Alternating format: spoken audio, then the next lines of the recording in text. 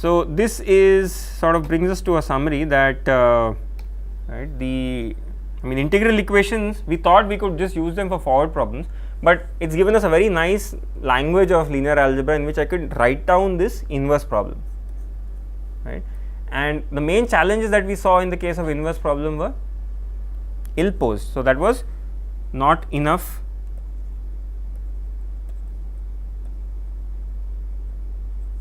info, it's just not there, the fields are band limited, live with it. And the second problem was non-linearity, right. So this gives me a non-convex optimization.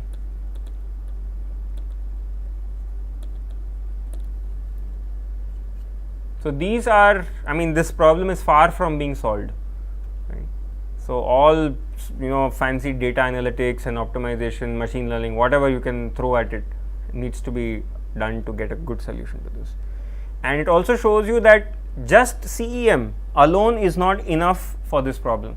We of course had to write it in the language of linear algebra, we had to do programming, and to get that ill-posedness out of the way, we looked at the wavelet domain, for example, that's your signal processing, and heavy duty optimization.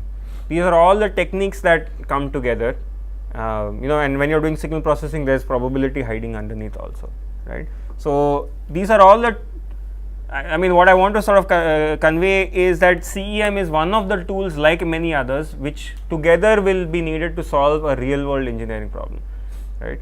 The days of just knowing one subject and using that alone, everything is become so interdisciplinary these days, right. So if you want to add, you can add ML over here also.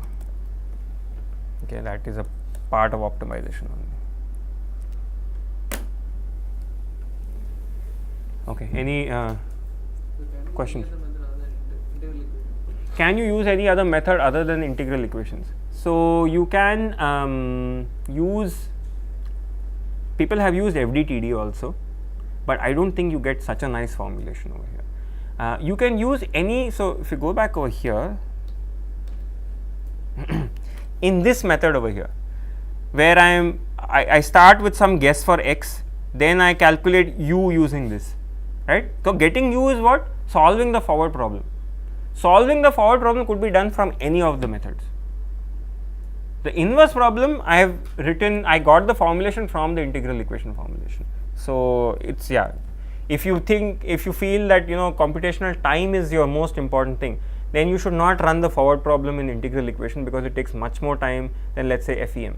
So you could do forward problem in FEM, inverse problem like this, right. And right now we are looking at inverse problem. Real time microwave imaging, I don't, well, for very simple, where I know the contrast is going to be very low, then as long as this algorithm works very quickly, you could do it in real time.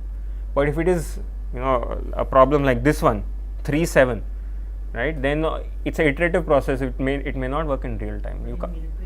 So okay, through the wall imaging and moving targets and all of that. So if you allow for some approximation, so through the wall detection, for example, is that you have a wall and you have some objects behind it, and let's say a terrorist or something, you want to visualize it. Now there you may not care that the permittivity is 3 or 3.5, who cares? Whether or not there is an object or not. So if I reduce my expectations from the problem, as long as I get a fuzzy shape for the object, I am happy, right. So if I change my problem, I can relax my requirements on the accuracy of solution.